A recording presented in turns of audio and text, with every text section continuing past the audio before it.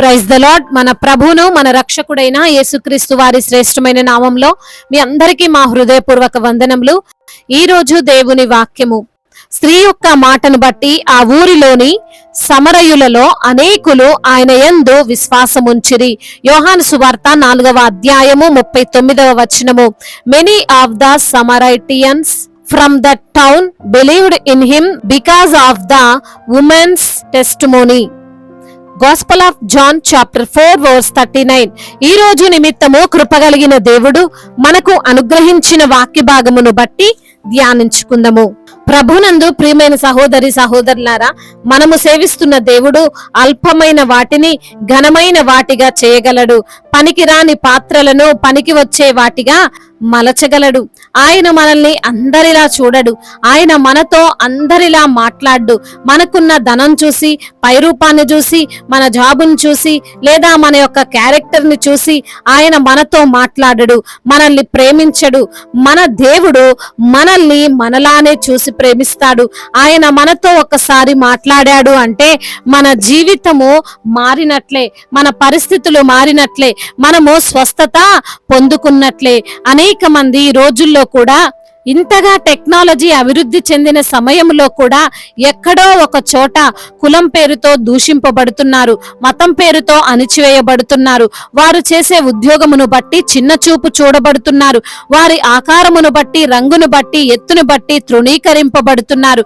బహుశా ఈ మాటలు వింటున్న నీవు అలాంటి స్థితినే ఎదుర్కొంటున్నావేమో. నిన్ను చూసి, నీ పరిస్థితిని చూసి అవహేళన చేస్తున్నారేమో, చీదరించుకుంటున్నారేమో, దూషిస్తున్నారేమో. బాధపడకు. దేవుడు నీ పరిస్థితిని మార్చబోతున్నాడు. నీ పూర్వపు జీవితాన్ని సమాధి చేసి నీకు కొత్త జీవితాన్ని ఇవ్వబోతున్నాడు. నిన్ను నానా మాటలు అన్నవారి చేతనే నిన్ను గణపరిచేలా, నిన్ను ప్రేమించేలా, గౌరవించేలా చేయబోతున్నాడు. విలువలేని నీకు విలువను దేవుడు ఇవ్వబోతున్నాడు. ఉపయోగము లేదు అనుకున్నటువంటి పాత్రగా ఉన్న నిన్ను ఉపయోగకరమైనటువంటి పాత్రగా ఆయన చేయబోతున్నాడు. ఈ రోజున వాక్య భాగమును చూస్తే మనము ఈ విషయమునే గ్రహించవచ్చు. ఒక స్త్రీ చెప్పినటువంటి మాటను బట్టి ఆ ఊరిలో ఉన్న అనేక మంది దేవుణ్ణి నమ్మారు, ఆయన పైన విశ్వాసం ఉంచారు అని వ్రాయబడి ఉంది. ఎవరా స్త్రీ అంటే సమరయ స్త్రీ. ఆమెకు ఆ ఊరిలో మంచి సాక్ష్యము లేదు. ఆమె 5 పెళ్లిళ్లు చేసుకొని ఇప్పుడు ఇంకొకరితో ఉంటుంది అని ఆమెను అందరూ ఎంతో చిన్న చూపు చూశారు. ఆమె కనిపించగానే ఆ ఊరిలో గుసగుసలాడుతారు. ఈ రోజు ఎవరిని పెళ్లి చేసుకుంటావు అని బహుశా హేళనలు, అవమానాలు కూడా ఆమె ఎదుర్కొని ఉండొచ్చు. ఆలోచించండి, అలాంటి ఆమె మన ప్రాంతములో, మన ఊరిలో ఉంటే మనము ఎలా ఆమెను చూస్తాం? మన ఇంటికి పిలుస్తామా? మనము చేసుకునేటువంటి శుభకార్యాలకు పిలుస్తామా? మనము అలాంటి వారితో కూడా మాట్లాడము. మాట్లాడితే మా పరువు ఎక్కడ పోతుందో అని అనుకుంటాం. కానీ యేసయ్య అలా అనుకోలేదు. ఆయన మనలో ఒక మనిషిని చూడడు. ఆయన తాను చేసిన తన బిడ్డగానే ప్రతి మనిషిని చూస్తాడు. ఆ రోజున యేసయ్య ఆ స్త్రీ కోసం ఆ బావి దగ్గర వేచి ఉన్నాడు. ఆమెతో మాట్లాడాడు. ఆమె జీవితాన్ని మార్చాడు. కేవలం ఒక స్త్రీ కొరకు యేసయ్య వెయిట్ చేశాడు అంటే ఆలోచించండి. ఆమె ఒక్కటి మారితే చాలు అని ఆయన అనుకున్నాడు. ఎందుకంటే ఆమె ఒక గొప్ప సాక్షిగా మారుతుంది అని ఆయనకు తెలుసు. వాక్యం సెలవిస్తుంది, ఆయన నశించిపోయే వారిని వెతకి రక్షించుటకు వచ్చాడు అని. ఈ రోజున నీవు ఆ సాక్ష్యము లేని వ్యక్తివిగా ఉన్నావేమో, సరైన ప్రవర్తన లేని వ్యక్తిగా నీవు ఉన్నావేమో.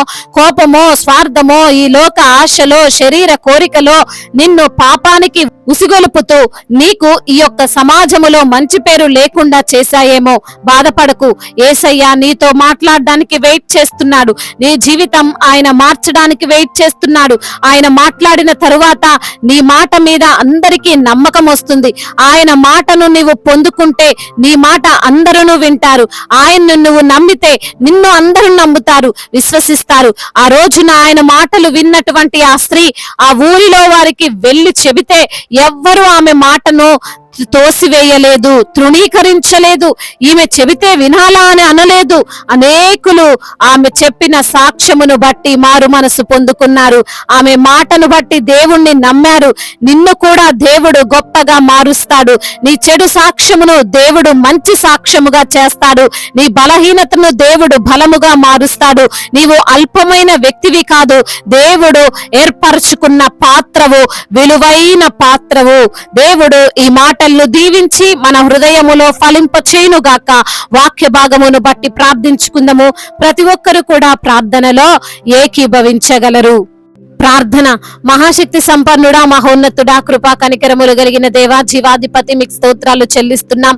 అద్వితీయ దేవుడవు, ఆలోచన కర్తవు, ప్రేమామయుడువి, కృపామయుడువు, జాలి కలిగినటువంటి దేవుడవు తండ్రి, నీకు స్తోత్రాలు ప్రభా. ఆ యొక్క తండ్రి సమరయ స్త్రీ మాటను ప్రభా అనేకులు వినదలిచ్చారయ్యా. ఆమె మీ మాట కొరకు కనిపెట్టుకొని అయా మరి తండ్రి మీ యొక్క మాట ప్రకారంగా ఆమె జీవించి తన యొక్క ప్రవర్తనను మార్చుకున్నప్పుడు తన యొక్క సాక్ష్యము ద్వారా అనేకులు ప్రభ మీ నామాన్ని మహిమపరిచారు, అనేకులు రక్షించబడ్డారు.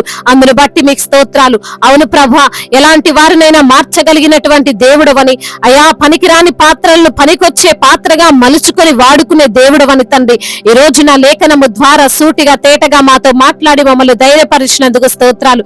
ఎందరైతే బిడ్డలు ఈ రోజున వాక్యమును విని ప్రార్థనలో ఏకీభవిస్తున్నారో ప్రతి బిడ్డను మీరు పేరు పేరున దీవించండి, ఆశీర్వదించండి, బలపరచండి. మీ కృప చేత జ్ఞాపకం చేసుకోండి. వారికి ఉన్న సమస్యలు, ఇరుకులు, ఇబ్బందులు, వేదనలు, శోధనలు, బాధలు అన్నిటి నుంచి కూడా విడుదల దయచేయమని బ్రతిమిలాడుకుంటున్నాం. అదేవిధంగా నా ప్రభ అనారోగ్యముతో బాధపడుతూ అయా వచ్చిన రిపోర్ట్స్ ను బట్టి దిగులు చెందుతూ ఇక మరణమే శరణమని తండ్రి వారు వాపోతుండగా నాయన మీరే సహాయం చేయండి, బలహీనతను కొట్టివేయండి. మరి తండ్రి బిడ్డలకు మంచి ఆరోగ్యాన్ని దయచేయమని వేడుకుంటున్నామయ్యా. అదేవిధంగా అప్పుల ఊబిలో నుండి విడుదల దయచేయండి, ఆర్థిక సమస్యలు కొట్టివేయండి, కుటుంబ సమస్యల నుండి బిడ్డలకు విడుదల దయచేయండి, ఉద్యోగము లేని సమస్యలను కొట్టివేయండి ప్రభా. మంచి ఉద్యోగమును బిడ్డలకు మీరు అనుగ్రహించమని వేడుకుంటున్నాం తండ్రి. అదే విధంగా నా ప్రభా ఎందరైతే బిడ్డలు ఈ రోజున నా తండ్రి అయా అనాథలుగా అభాగ్యులుగా ఉన్నారో వారిని మీరే ఆదరించండి, విధవరాల పక్షముగా న్యాయమును తీర్చండి. అయా వృద్ధులను మీరు బలపరచండి, వారికి కావాల్సిన శారీరక బలమును మీరు అనుగ్రహించండి, ఆధ్యాత్మికంగా వారు బలము పొందుకోవడానికి సహాయము చేయండి ప్రభా. మీరే వారికి తోడై ఉండమని వేడుకుంటున్నామయ్యా. కోర్టు సమస్యలు, భూతగాథ సమస్యలు అన్నిటి నుంచి కూడా విడుదల దయచేయండి ప్రభా. అయా అదే విధంగా నా ప్రభా బిజినెస్ చేస్తున్న వారిని దీవించండి, వారి యొక్క చేతి పనులను మీరు ఆశీర్వదించండి. అదే విధంగా వారికి ఉన్నటువంటి ఆ నష్టాలను తీసివేసి లాభకరంగా మార్చమని వేడుకుంటున్నాం. రైతులను దీవించండి, వారు వేసే పంట సమృద్ధిగా పండడానికి కృపను అనుగ్రహించమని వేడుకుంటున్నాం. అయా మరి తండ్రి ఎందరైతే బిడ్డలు గర్భఫలము లేక బాధపడుతున్నారో వారికి గర్భఫలాన్ని దయచేయండి, గర్భిణీ స్త్రీలను మీరు దీవించండి. అయ్యా ఇప్పుడే పుట్టిన చంటి బిడ్డలను కూడా మీరు ఆశీర్వదించండి, మీ కృప చేత వారిని జ్ఞాపకం చేసుకోమని వేడుకుంటున్నామయ్యా. అదే విధంగా చిన్న బిడ్డలందరినీ కాచి కాపాడండి, యవన బిడ్డలందరికీ మీరు తోడుగా ఉండండి, యవన వయసులో మీ కాడిని మోసే కృపను దయచేయమని వేడుకుంటున్నాం తండ్రి. అవునయ్యా చెడు వ్యసనాలకు, చెడు స్నేహాలకు, అయా గేమ్స్ ఎడిక్షన్స్ కు వారు తండ్రి అయా అలవాటు పడిపోయిన తండ్రి అయా రక్షణ పొందుకొని కూడా ప్రభా పాపపు క్రియలలో అయా పాలు పంపులు పొందుతున్న వారు ఉన్నారయ్యా. వారి మనసులు మీరు మార్చండి, రక్షణ లేని ప్రతి బిడ్డకు రక్షణ దయచేయండి, మారు మనసు లేని ప్రతి బిడ్డకు మారు మనసును మీరు దయచేయండి తండ్రి. ఈ రోజున ఎందరైతే బిడ్డలు ప్రయాణాల్లో ఉన్నారో వారి ప్రయాణము సుఖముగా క్షేమకరంగా ఉండునట్లుగా కృప చూపించమని బ్రతిమిలాడుకుంటున్నాం తండ్రి. అదే విధంగా నా తండ్రి అయా అధికారులందరినీ కూడా మీరు జ్ఞాపకం చేసుకోండి ప్రభా. అయా ముఖ్యంగా మీ యొక్క అధికారానికి వారు లోబడేటువంటి కృపను దయచేయమని బ్రతిమిలాడుకుంటున్నాం. మీ చిత్తానుసారంగా వారు జీవించే కృపను దయచేయండి తండ్రి. అయా మా భారతదేశాన్ని దీవించండి, సమాధాన దేశముగా, ప్రేమ కలిగిన దేశముగా, ఎటువంటి తారతమ్యాలు కుల వివక్షలు ఏవి లేనటువంటి దేశముగా మా భారతదేశాన్ని మీరు నిలవబెట్టండి నా ప్రభ. సమానత్వము కలిగినటువంటి వారిగా ఉండడానికి సహాయం దయచేయండి తండ్రి. అదే విధంగా నా ప్రభ దైవజనులందరికీ మీరు తోడుగా ఉండండి అయ్యా. సువార్థికులను మీరు బలపరచండి, మిషనరీస్ ని మీరు దీవించండి ప్రభ. అయా వారి పరిచర్యకు అడ్డుగా ఉన్న ప్రతి ఒక్క తండ్రి బండను తొలగించండి నాయన నా తండ్రి. అయా మీరే వారికి జ్ఞానం ఇచ్చి ముందుకు నడిపించమని బ్రతిమిలాడుకుంటున్నాము తండ్రి. అయా ఇతర దేశాల్లో ఉంటున్న ప్రతి బిడ్డను కూడా మీరు జ్ఞాపకం చేసుకోండి, వారు పడే వేదన కష్టము అన్నిట్లోనూ నుంచి కూడా విడుదల దయచేయండి. శాలరీలు పడని వారు ఎంతో మంది ఉన్నారు ప్రభా, వారికి సరైన సమయములో తండ్రి శాలరీ పడుటకు కృపను అనుగ్రహించండి తండ్రి. అదే విధంగా నా తండ్రి ఇంకా చెప్పుకోలేనటువంటి బాధతో విరిగి నలిగిన హృదయముతో ఎందరైతే బిడ్డలు అయా మీ సన్నిధిలో మొర పెడుతున్నారో వారి మొరను మీరు ఆలకించి సమాధానమును అనుగ్రహించమని బ్రతిమిలాడుకుంటూ తండ్రి ఇంతవరకు చేసిన ప్రార్థన అంతటిని మీ పాద సన్నిధిన చేర్చుకోమని మానాథుడు సర్వశక్తిమంతుడు సజీవుడు బలవంతుడైన యేసుక్రీస్తు వారి ఉన్నతమైన నామంలో ఈ ప్రార్థనను అడిగి వేడుకొని పొందుకొని ఉన్నాము మా ప్రియ పరలోకపు తండ్రి. ఆమేన్. ఈ రోజు పెళ్లి రోజు మరియు పుట్టినరోజు జరుపుకున్న వారందరినీ దేవుడు దీవించి సకల మేలులతో సకల ఆశీర్వాదములతో కృపా క్షేమములతో శాంతి సమాధానముతో మెండైన దీవెనలతో దేవుడు మిమ్మల్ని నింపునుగా. మీ యొక్క ప్రార్థన అవసరతలను మాకు తెలియజేయగలరు. మీ కొరకు మేము తప్పక ప్రార్థిస్తాము. మొదటిసారిగా మన యొక్క ఆదరణ వాక్యం చూస్తున్నట్లయితే తప్పకుండా సబ్స్క్రైబ్ చేసుకోగలరు. ఈ వాక్యము మీకు ఆశీర్వాదకరంగా ఉండినట్లయితే అనేకులకు కూడా ఈ వాక్యాన్ని పంపి మీరు కూడా దేవుని యొక్క రాజ్య సువార్తలో పాలిభాగస్తులు కావాలని దేవుని పేరిట మనవి చేసుకుంటున్నాను.